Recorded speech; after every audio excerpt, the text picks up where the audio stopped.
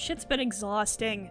Why does everything have to take time and make me so tired? Alright. Time to finally make a new full commentary on an article. Fine! Someone's gonna have to read this then. Michael! Yes, ma'am. You think you can read this for me? I need to break down this stupid article. I can do that, I believe. Thank you very much, sweetheart. Roll me an intro while I put on a more fitting avatar. Of course, ma'am. Commencing beat. I hear a voice that call and say, "I'm meter risking, asking if I had been going the distance, singing with a passion that I cannot deny. And with my peace sign up when I say goodbye, my story of a hero." There, that feels better. Ladies and gentlemen, welcome Michelle Solomon from Channel 24 to the stage. She's written the worst article on Overwatch I think I've ever read, and I'm going to see if maybe we can't break this down. I mean, after all, someone has to get on the fucking point. Could this be due to what you've been calling your salt levels? Just start reading, Michael. This game has also been applauded for its attempts towards diversity, despite a rocky start during its beta testing phase and continued blunders since its release. Its most notable gaffe during its 2015 beta testing was its inclusion of a butt pose for the game's most recognisable hero, Tracer.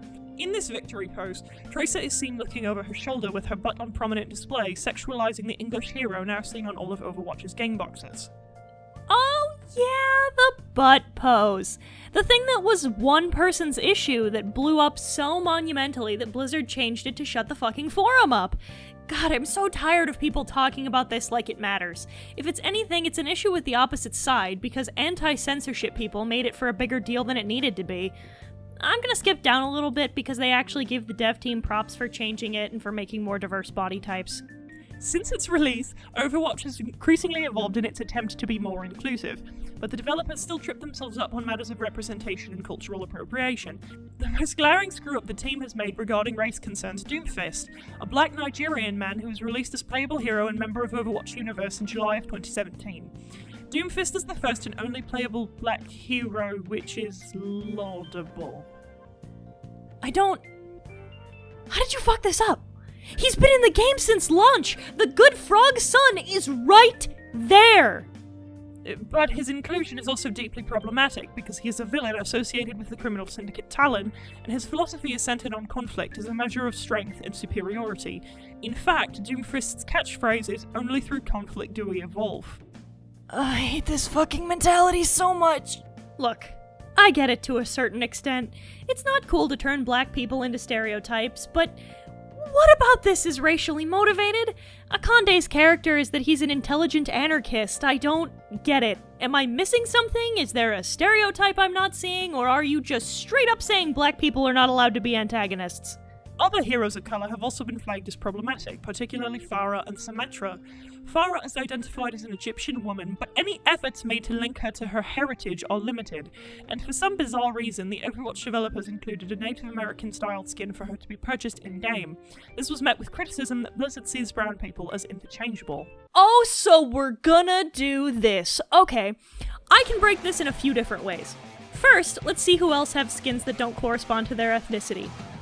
Ana's tall skin is Korean, Diva's cruiser skin is American, Genji's Bedouin and Nomad skins are Arabic, and his Baiho skin is Chinese, Junkrat's Fool and Jester skins are French Harlequins, Lucio's Jazzy skin is American, McCree's Magistrate skin is Chinese, and his Sherlock skin is English, May's Yeti Hunter and Abominable skins are Inuit, Mercy's Zukwei skin is Chinese, and her Winged Victory skin is Greek, Moira's Glam and Moon skins are American, Orissa's Immortal skin is Egyptian, Farah's Quinn skin is Chinese, and her Bedouin skin is Arabic, Reaper's Nevermore and Plague skins are European, Reinhardt's Wujing skin is Chinese, Roadhog's Moa and Islander skins are Maori, his Baiji skin is Chinese, Torbjorn's Chopper and Deadlock skins are American, Widowmaker's Black Lily skin is Chinese, Winston's Wukong skin is Chinese, Zarya's Zuanu's skin is Chinese, and the biggest cultural appropriator?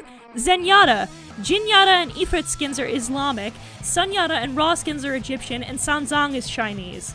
Now, in the opposite direction, let's see who has skins that are explicitly their ethnicity. I'm not gonna count the flag skins because that's a palette swap, not skin specific. Brigitte has Mani and Soul, Diva has Palanquin, Doomfist has Painted Leopard, Spirit, and Avatar, Genji has Oni and Sentai, Hanzo has Demon, Lone Wolf, Okami, Kabuki, Lucio has Selecao, Striker, Andes, Equalizer, and Capoeira, McCree has Mystery Man, Vigilante, Riverboat, and Gambler, Mei has Chang'e, Luna, and Jianqi, Mercy has Sigrun and Valkyrie, Farah has Anubis, Jackal, and Asp, whoopsie fucking daisy, Reaper has El Blanco, Mariachi, Reinhardt has Stoneheart and Lionheart, Soldier 76 has Daredevil 76, Stunt Rider 76, and Grillmaster 76, Sombra has Azucar and Los Muertos, Symmetra has Devi and Goddess, Torbjorn has Viking, Widowmaker has Odette, Odile, Huntress, and Comtesse. That means that Ana, Bastion, Junkrat, Moira, Orisa, Roadhog, Tracer, and Zenyatta have 0 skins that are for their ethnicity specifically.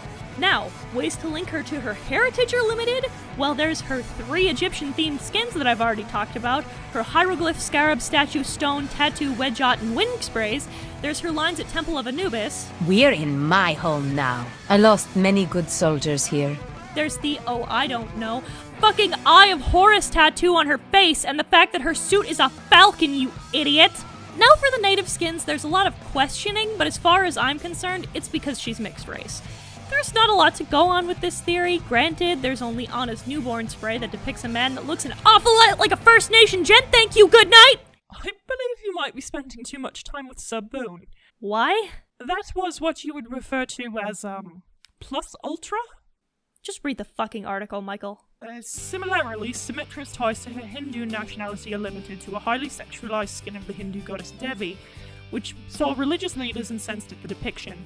And Symmetra doesn't speak a word of Hindi in the game and wears only the shirt of a traditional Indian garment. Apparently, Overwatch developers felt showing a bit of leg was more important than authenticity in Symmetra's case. Okay, considering I found pictures of Devi that look like this, sure, no, it's totally wrong. Also, fun fact, it wasn't her design that bothered religious leaders, it's the fact that she could be controlled by a player. In regards to her own nationality being underrepresented, see the design, lotus pose, and ornament sprays, and the Hindi dances she does in both her dance emote and highlight intro. Is there not enough comparatively? Sure, but to act like there's nothing is disingenuous. There's an extended period where the article talks about the Geguri scandal and the Matt Vaughn scandal.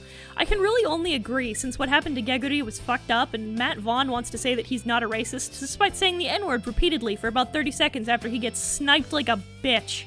Earlier this year, another Overwatch pro, this time part of the Overwatch League Team Dallas Fuel, caused controversy when he called an opponent oh my. And the ESPN reporter who broke the story faced an onslaught of racist and sexist backlash on Twitter. This was shortly after another Dallas Fuel player told a gay rival to... Oh? My. Yeah, they did. And then they were kicked from their team. An argument can be made maybe for the first 2 as they weren't properly punished, but OWL didn't stand for this. To not include that information is misleading. YouTube and Twitch are littered with examples of white male players' racism, sexism, and homophobia, with players alternating between calling their opponents various slurs and questioning their skills because they are women. The skewed worldview that only male gamers can be brilliant players is no doubt supported by the male-dominant demographics of the Overwatch League, which signed Geguri in February as its first female player. Okay, first let's deal with the glaring issue of OWL is sexist, which is why they're recruiting Geguri. What? Yeah, it's weird that there aren't more female Overwatch players, but Geguri proved without a shadow of a doubt that she is top tier, something your article addressed. The second issue is with the YouTube and Twitch community. How is that Overwatch's fault? I'm so tired of people blaming the game for its community. Yes, the Overwatch community can be toxic, agreed. However, it's not Blizzard's fault when they've gone out of their way to deal with that toxicity. Making a support ticket easy to file, muting chats, moderating the behavior of League players, the strike system in competitive play, and all the support forums prove that Blizzard is doing its best. I don't have beef because they're doing what they can to make the game fun for all of us. The lack of women among the 12 teams in the league has been one of the major talking points heading into the Overwatch League's debut season. On a media day ahead of the season in January, participating teams offered a range of lame excuses for the lack of female players, ranging from issues of team chemistry to worries that the signing would be perceived as a PR stunt. Yeah, controversially, team chemistry is a very important factor in a team-based shooter. There's a reason I have the 6-man that I have. I get along well with those people. We communicate and complement each other very well. Also, yeah, there's a good chance people would consider it a PR stunt, considering how much attention is paid to the issue. Oh, look who's not helping. Final thoughts. At the end of the day, all of this is stupid. It's just somebody complaining about Overwatch who doesn't really understand Overwatch and who doesn't really get what the main issues with Overwatch are. Are there problems in the meta? Sure. Are there problems with the community? Yeah, absolutely. But Blizzard's fixing the former problems and can't really do anything about the latter. So how about we just let sleeping dogs lie and stop complaining about problems that don't exist?